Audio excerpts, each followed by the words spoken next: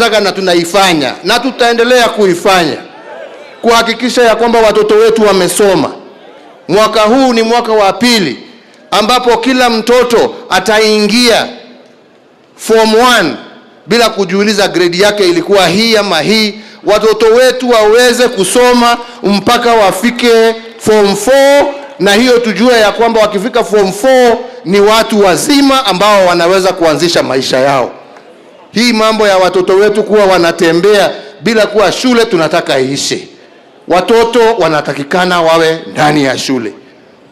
Na mambo mengine mengi ya kuunganisha stima na mengine mengi ambayo tutaendelea naye. Na mambo haya yote yawezekana peke yake tukiwa na amani. Mimi ile nataka ni kuona Wakenya wakiishi pamoja, wakipendana, na ndio tuweze kupata maendeleo bila vurugu kila miaka mitano ati kwa sababu ya siasa. Au ni namna gani wenzangu? Ni vibaya kupenda amani? Si ni vyema watu kuwa pamoja? Na wakati wa uchaguzi ukifika na bado huko mbali, nyinyi wa Kenya jameni ndio mtaamua ni nani kama kawaida.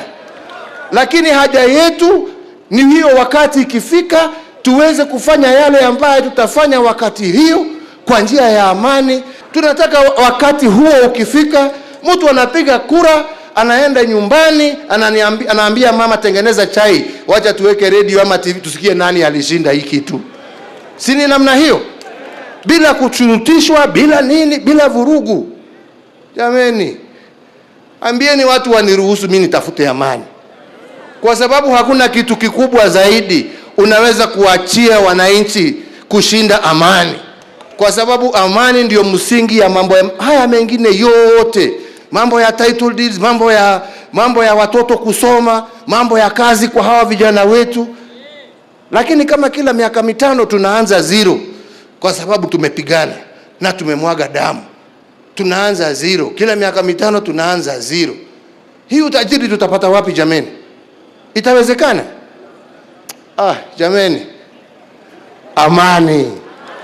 Amani na maendeleo. Wacha wakusikiliza wale watu wanasema Uhuru ako na mizi na vita na mtu yeyote.